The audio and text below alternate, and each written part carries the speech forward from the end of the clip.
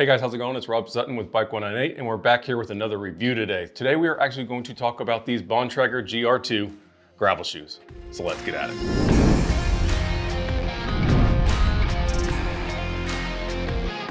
So before we get into the review on these shoes, let's take a look at the specs.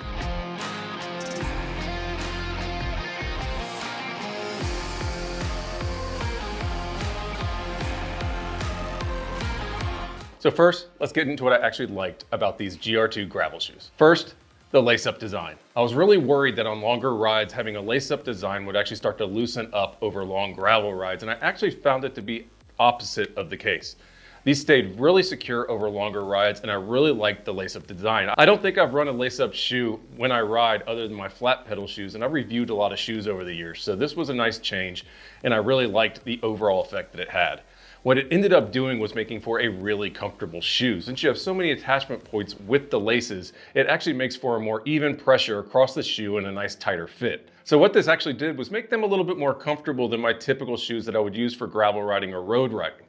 When I have Velcro straps or dials, you have very limited attachment points across the shoe, and they can sometimes create hot spots in areas where you tighten them up. So when you have laces like this on the shoe, it's a lot more even across the top of the foot, and it makes it for a more comfortable shoe while you're out riding or walking around. And the added benefit of having the laces is it looks a little bit more like a regular shoe. So if you're gonna get off the bike, going to a restaurant, your favorite brewery, you don't look like you're walking around in a really stiff shoe that has a bunch of straps on it. I also found the material on the top of the shoe to be able to breathe really well in hot conditions. And since this is a lace-up design with a little bit roomier shoe, when it gets cold outside, you can actually use winter socks to make these really good in the cold weather as well. And number two, the stiffness and protection. For gravel riding, you're going to need more of a mountain bike oriented style shoe versus a pure road shoe where you don't have to worry about gravel and other debris knocking up and hitting you in the foot. So this gnar guard that they call, that's on the front toe and the rear heel, does a good job of all those kind of knockoff gravel hits that you get while you're out riding. The other thing that I really liked about these is that the stiffness of them was just stiff enough that you can actually use them for some road use, but also not too stiff so that when you get off the bike that you can actually walk in them. It's a rating of 6 out of 14 according to Bontrager, and that's more in line with their XC mountain biking shoes, so you can expect to be able to get off the bike and not look like you're walking stiff-legged everywhere you go. So I wouldn't say these are actually flexible enough for something like a hike-a-bike if you're gonna do some light trail use, but they're very manageable when you're getting off the bike and just need to walk around. And number 3, the price.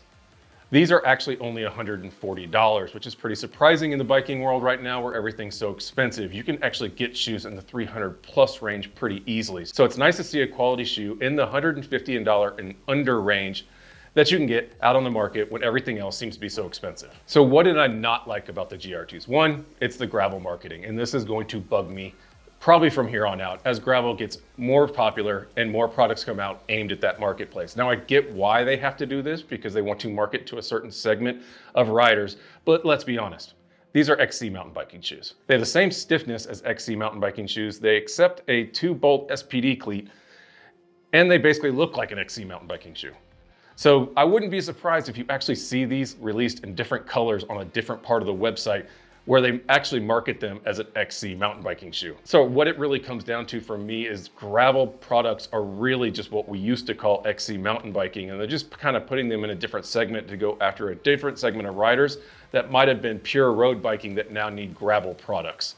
So while the marketing's a little bit annoying, just know that when you buy these products, you're basically getting what an XC mountain biker would want to wear. And number 2.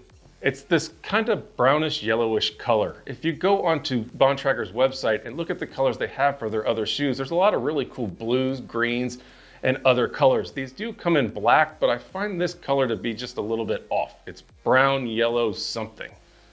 So I'm not a real fan of the color itself, and the black ones look good, but I would really like to see some more options when it came to these shoes, and maybe it's part of just trying to keep the price down that they don't have a whole lot of options, but I really would like to see something other than this kind of brownish yellowish color. So what are my overall thoughts on the Bontrager GR2 gravel shoes?